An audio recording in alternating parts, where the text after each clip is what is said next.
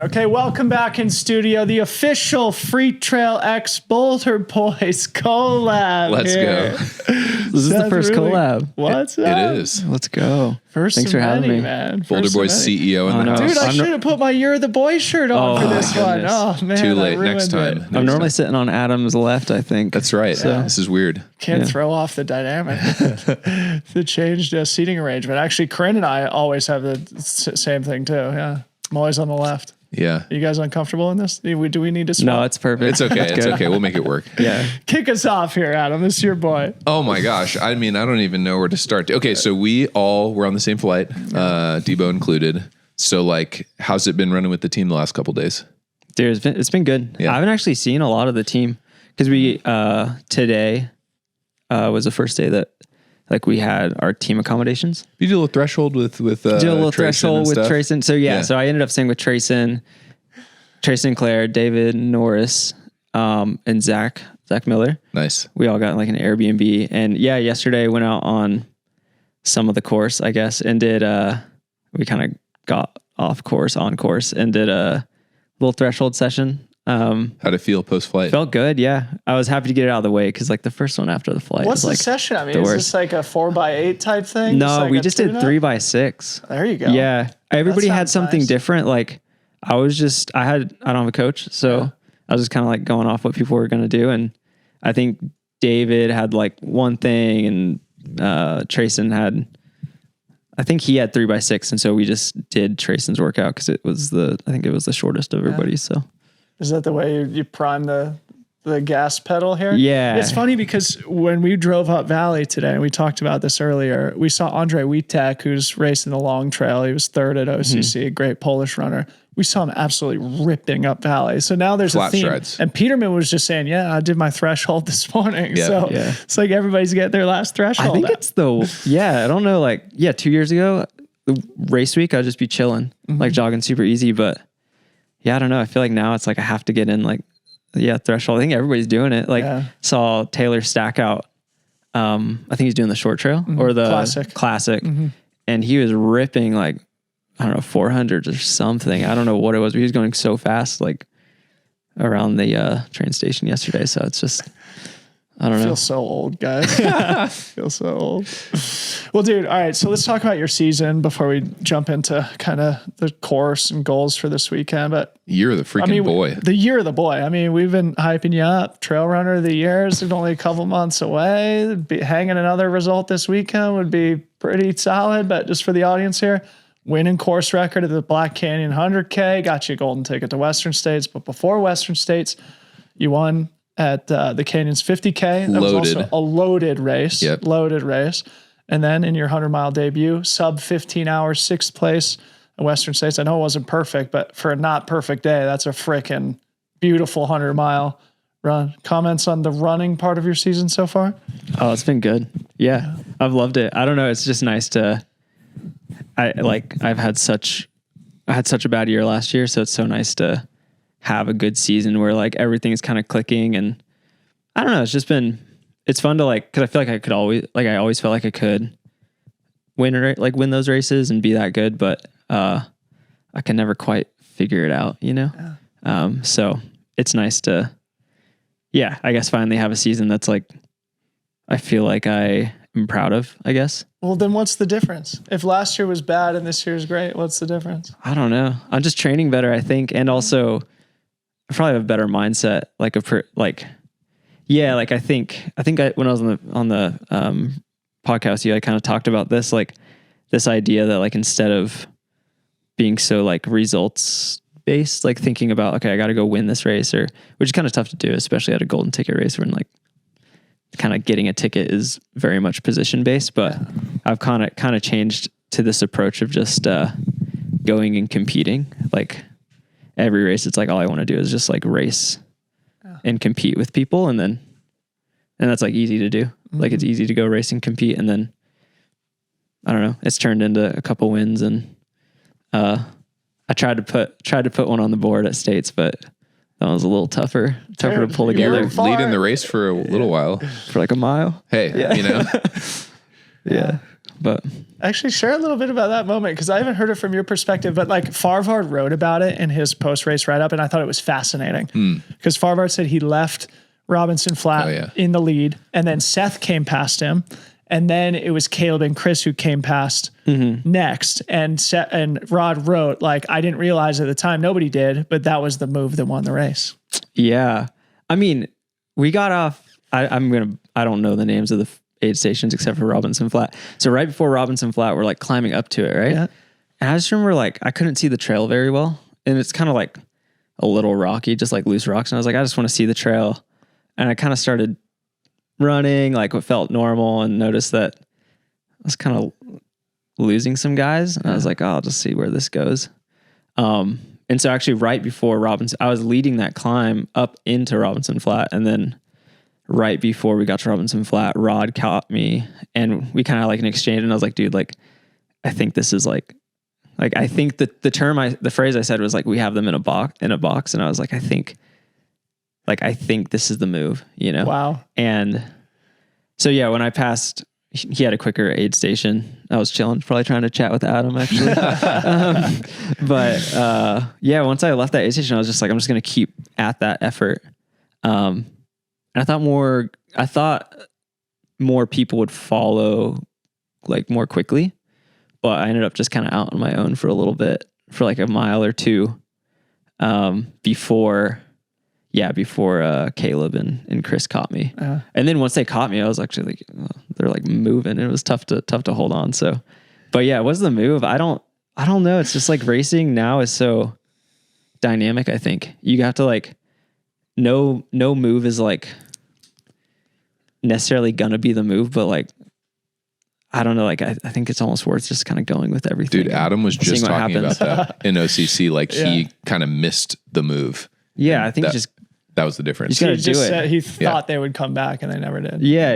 It's almost like bike racing tactics in a way right now. Like or the way I view it is like, you can't like if you're in a bike race, like getting dropped, it's normally like, that's it, you're done. Yeah. And that's kind of how I feel right now is like, you gotta kind of, or for me, I'm like, unless it's like the first 5 miles or something, it's like, I just gotta keep coming around and like making the move. Cause I don't know, like at this level, like I feel like sometimes I'm like, if it's hard for me, I can't be the only one that it's hard for. So usually like 9 times out of 10, I notice at States and Black Canyon, like when a move that somebody else made that felt hard, like to me, it eventually would just like settle up. Yeah. And it's like, maybe it's too hard for everybody.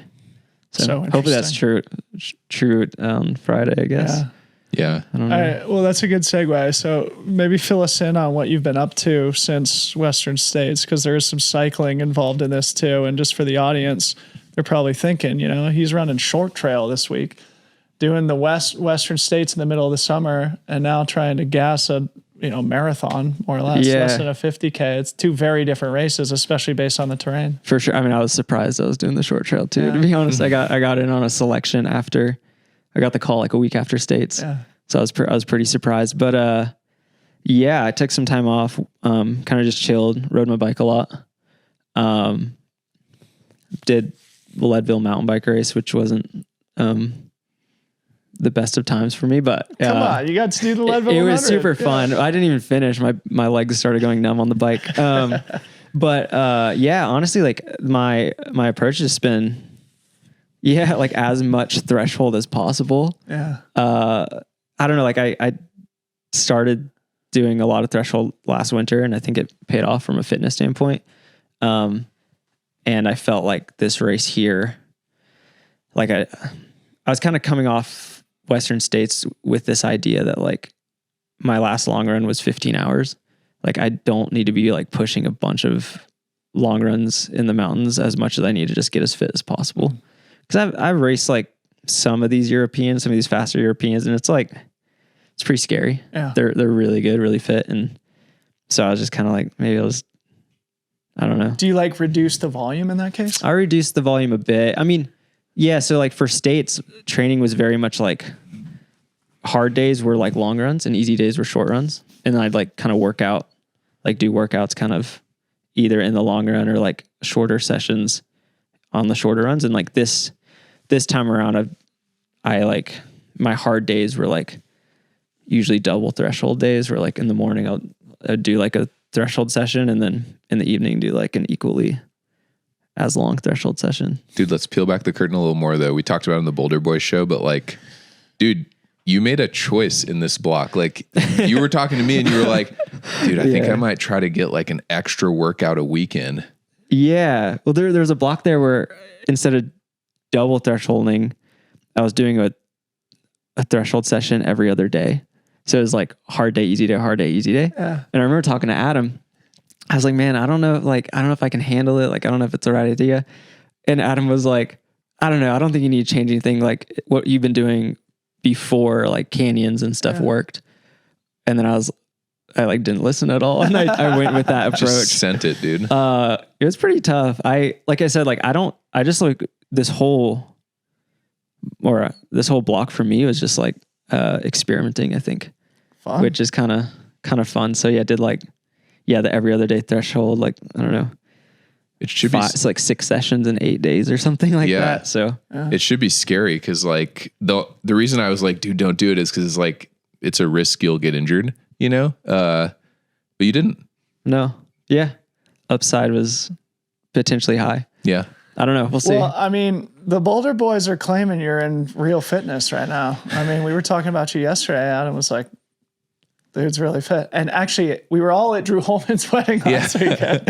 And Drew said to me, yeah, we were running with Seth, and he's like world's fit right now, like bouncing in Seth's way down the trail. And of course, Drew's just coming off the podium at CCC. He felt like he was getting dropped by it. Oh my goodness. I mean, that's a little unfair. Drew was setting up his own, like setting up and taking down and stuff his own like wedding. Like I can't imagine running was on the top of his mind for the past couple of weeks, but yeah. Well, I mean, the guys who run with you the most say Seth's in a special place right now. Yeah, we'll see. I think I'm fit, but yeah, I mean I guess like that's one of those things like I'll sit here and be like, oh, I think I'm in shape, but it also doesn't matter if I like approach these things in a way where if I can just compete, it is what it is.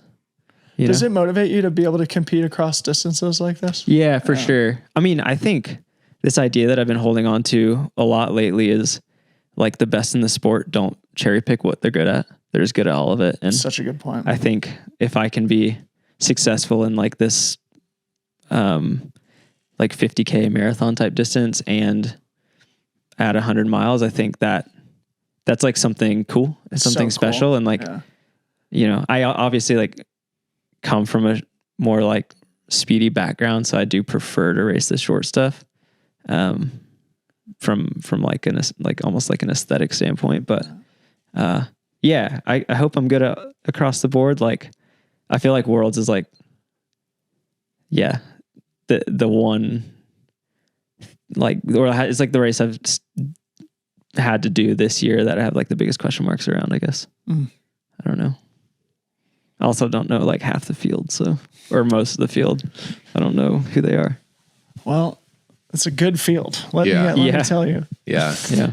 I'm just so excited to watch you race, dude. We were talking about the mindset thing earlier, and like, I don't know, Seth's like, dude, should we go see a soccer game after Worlds? Like, I feel like you're just in a good place, Let's go. Yeah. Let's go see a we soccer should. game. We should. I don't know what anybody's doing Sunday. Yeah, I think I'm in a good spot. I just need to get some sleep. The jet lag's been a bit rough, so I got a melatonin if you need it. I might take Hey, up on you that. just reminded me though, and we talked about this when Seth was on the show. Maybe a better question addressed to you, but you talked about mindset, and it reminded me after Seth finished, I think it was 6th at CCC 2 years ago. I talked to you on the phone. I was like, Seth must be stoked about it. You're like, no, he's pissed. Yeah. I said, what, really? And you said, he's got the heart of a champion, dude, or something like that. Yeah. Heart of a lion or something like that. Yeah. I think I said champion because he, like, anything less than a dub for you is like a little disappointing. Usually. I know States, like, is like meaningful and fulfilling in its own way, even though it was 6th. But yeah, dude, I mean, Seth is like, wouldn't be surprised if he's first up the first climb. Not that you need to do that, but it's just like you are out there to compete and you're not scared of any move. And I do feel like that's unique, at least in our friend group, like that's unique. Yeah, I mean, I appreciate that. Yeah. I don't know. I hope it like, hope it doesn't come across like too like ungrateful too, you know? No, It's yeah, cool. I No, mean, dude, we were talking about this in the car. Seth turns into a hyper competitive person when the gun goes off. Yeah. And otherwise super humble and chill, you know? I feel like that's the way it should be. Well, it's funny because Peterman just said the same thing. He said, I think I'm actually a lot more competitive than people think I am, or that I let on in public. Yeah. And that his sixth place at OCC, he was initially really pissed off about, even though he was only 5 minutes off the win. Yeah. That's funny you say that, because when I saw I got 6th at OCC, I also thought the same thing that you did. Like, he must be stoked. Yeah. But I guess not. Well, yeah. I mean, obviously, like you just said, being less results driven is maybe one of the big contributing factors to this great season that you've had. But, you know, this weekend, I mean, Canyons, it was a freaking sick race this year. A lot of great athletes, especially like top American athletes. Everybody on Sunday is like the best from their entire country. You're also like the consummate front runner. You don't let people go. Yeah. How do you anticipate the dynamic playing out? I definitely don't plan on, if I'm leading up the first climb, it's because I controlled the race. I think like I don't know how many like of my competitors are going to watch this, but like I do think a strategy of mine is to control the race if I can, like make it actually slower. I think, because I don't know, I definitely benefit when the pace kind of like ease into the pace. And I know I've been in some faster European races, like obviously Sierra's and all this crazy. Yeah. That's like the nightmare race. But like, I don't know, everybody just went out so hard, and it was like straight to a double VK. And in 2 minutes, I was like, my race is over, you know? And so I think like, you know, hopefully here, like maybe I can get out and control the race a bit more. But no, I definitely don't want, you can't let him, kind of like we were saying before, you can't let anybody go. I don't think. And like, I also don't think it's smart on these trails. They're pretty tight. I think what I've seen, which isn't much, is the short trail course maybe isn't so technical, but it's super tight. So it's like, especially on that first climb, like guys could be going up the road and you don't even know it. Yeah. So, like you lose contact and it's hard to get around people. Because the second climb we went up today, this is a VK course, and it's the same thing. Yes. It's like very narrow single track. So it's like, I think it's in my best interest and probably everybody's best interest to like kind of just get up the front of the trail and like, you know who passes you, or like don't let people pass you, I guess. All right. I don't know. Dude. I think that's fair game. Fair game. Yeah. Blocking the trail. You rocking the poles or what? No, not using poles. No, it's, you know, I'm on like a big quest to show the world that you don't need poles. So. Make poles. Yeah. I'm like a Francesco obsolete Pupi. again. Yeah. You think Poopy's using poles for the long race? No way. No way. No way. I mean, Jim's got him on the back of his pack. Peterman's rocking him. Caleb's got him. Caleb's got him. I know. It's You're doing the short trail, you know? It's I don't know. Grayson Murphy's using them. Wait, really? Yes. Oh yeah, that's right. That's right. Man, they might not even let these people back in the country after this. Like, it's so un-American.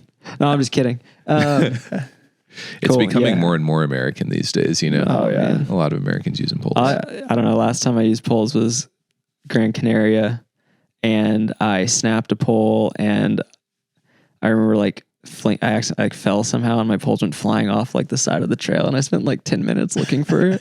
So they're just like a liability. They're not me. for everyone, you know? Not for everybody. Yeah. Adam, anything else for your fellow podcast hosts here and training partner? I mean, I don't know. I know I'm biased, but like, I'm picking you for the dub, dude, on Fantasy Free Trail, you know? go. So there's a little pro tip for anyone here. Let's go. Amazing. No, dude, I'm just excited for you. We were talking about this in the car a little bit, but like, you don't get that many opportunities to race a world championship race. Like, maybe this is your only one. Hopefully not, but like, it's not like another race you can just go back to next year and try again. Like, might as well send it. Yeah, it's true. No, gonna take full advantage of it. Yeah. Stoked. Oh, yeah. Seth, really, congrats on your amazing season so far, buddy. Thank you. Go put another one up for us, and then you make our job really easy talking about Trail Runner of the Year. That's right. That's right. Thanks, you. Seth. Peace out. Cheers.